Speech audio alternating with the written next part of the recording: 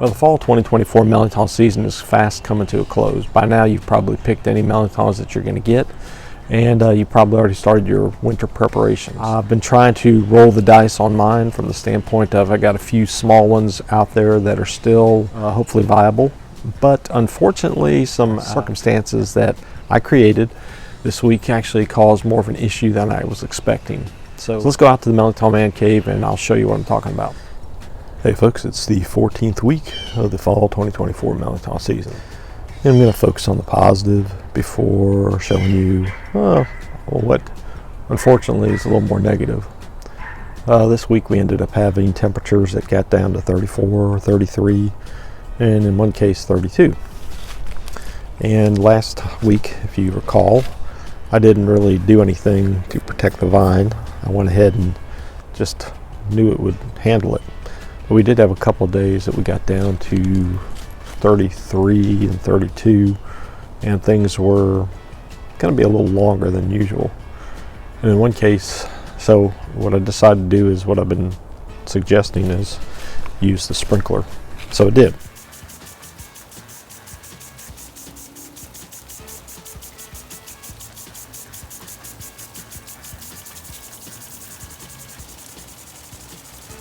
First night everything went great, but when it got down to 32, well, I'll put some pictures in here, but you'll see icicles started forming on the system for only the water being on for 2 hours.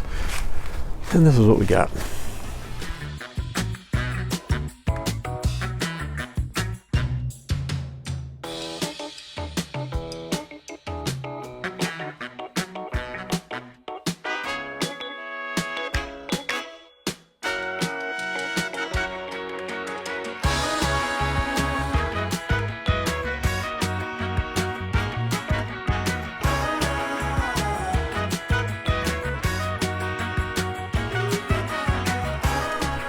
These leaves got frostbit. They're all paper thin now, not vibrant like they were. Now the vine's still doing fine. The main trunk is good, but as far as what I was hoping to do from a standpoint of preserving it, well, that ain't gonna happen now.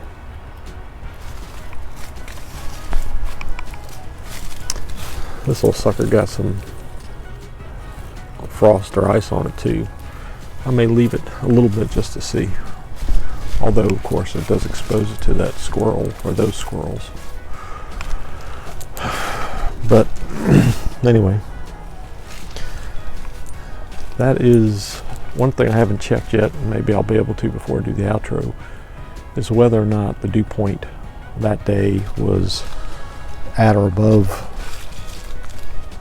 the freezing point, because that would be the explanation. Because like I said, you know, the water coming out of the ground, out of the house, should be in the 60s, 70s, but yet with the sprinkler system going back and forth, it apparently got cold enough to freeze. So we'll look around, maybe see if there's anything that I missed.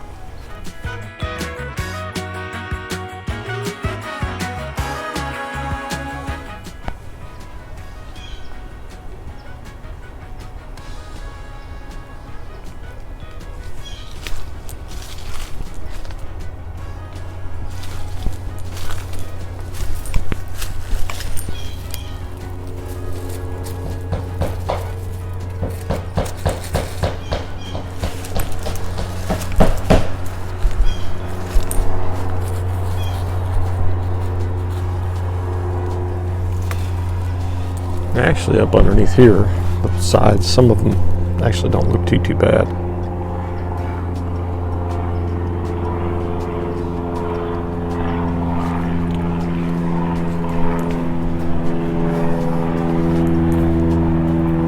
Still firm.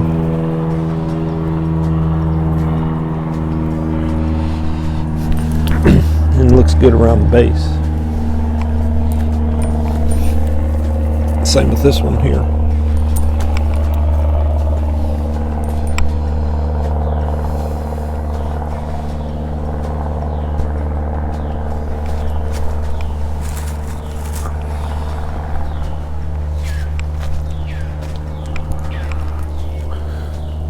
Solid as a rock.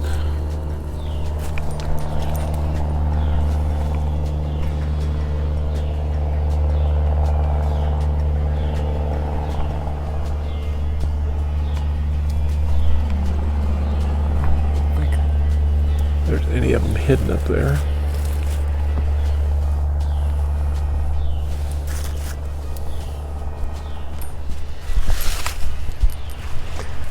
Now these still are pretty vibrant. So to recap, I used the sprinkler twice, and actually we had a third night that got down to 32 or 33, and I didn't put the sprinkler on at all. But this is all from that day, from that Friday where icicles formed. So on one hand, I think the plant is safe. My intention for trying to produce more fruit did not succeed, because I think the leaves obviously aren't going to be there. So I guess it kind of really depends on your purpose. Usually, like I say, at some point, end of November, I kind of get more into survival mode for the plant. Make sure it's viable and keeping it. I had hoped to, at one point, I thought I'd get a dozen. Then I got down to maybe hoping 6, and then getting down to hoping for 3. But maybe I'll end up with, if I pick this other one soon, 2. But what you'll probably see me doing in the next few weeks, when the next big freeze hits, is I will cut it back. I don't think we're supposed to get anything. We might get one more 33-degree temperature, but I'm not worried about that too bad. But like you see, the massiveness of the vine, it's just hard to really protect it over the winter unless you have a big structure. And I think the most successful thing I've been able to see is if you could even put up a, kind of like I have my other stuff over here, you can get a nice greenhouse. You can build something like that around it. That would be great. So if you put some forethought, and I've been able to put visqueen and such around this from time to time, but honestly it's kind of a pain to do, even with the help of my wife, so with 2 people. But you could probably build something up where you could just drop the walls at some point and cover it. But it all depends on how it grows. So anyway,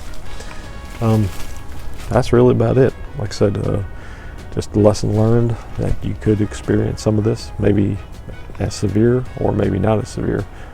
And hopefully I'll have an answer for you in the outro with respect to what the dew point was, and maybe why this one was a little bit more of a difference. This may still come along, so try to hold off. What am I do this week? Not a darn thing. Just pray that it see if it gets a little rejuvenation, because of, like I said, the temperatures are going to be up some. We're going to get some rains. We'll just see. It'll be an interesting experiment to see how it reacts and responds to that. So we'll talk about it later. Once again, thank you to everybody who's already subscribed to the David J. Hubbell YouTube channel. I appreciate it. And hopefully this information from the 2024 fall Mirliton season has been useful to you in planning your Mirliton gardens. Once again, you can always find information on mirliton.org, mirliton.org, both on Facebook and on the internet. Anyway, you can see what happened there. Unfortunately, I wasn't thinking that the freezing temperatures were going to cause that much of a issue with the warmer water coming over the vine during that time. I did check, and I did find that the dew point was way below outdoor temperature that day. So I would have actually been better off not doing anything in my case. There was considerable frost on some of the roofs, but from the standpoint, like I said, about my ecosystem, I would have been safe. So once again, we learn by making mistakes and failures. The plant seems to still be alive and doing okay. I'll do probably one more week of an update next week. We'll just see how the vine fared a week after the event, and see if there's anything detrimental that has really happened to it, and then plan on path forward for the next season. So hopefully this information has been helpful to you. If it has, please give it a like and a thumbs up, and share it with all your Mirliton loving friends. Once again, you can check us out on mirliton.org, mirliton.org. please subscribe to the David J. Hubbell YouTube channel. And if you're interested in other Louisiana related items, my cousin Jeremy Hubbell and I do about twice a month video podcast on YouTube called the Rainy Cajun Podcast. We'd love for you to join us and check us out, and don't forget you can like and subscribe there as well. So thank you, and I'll see you next week with plans of what we're going to do for the rest of 2024.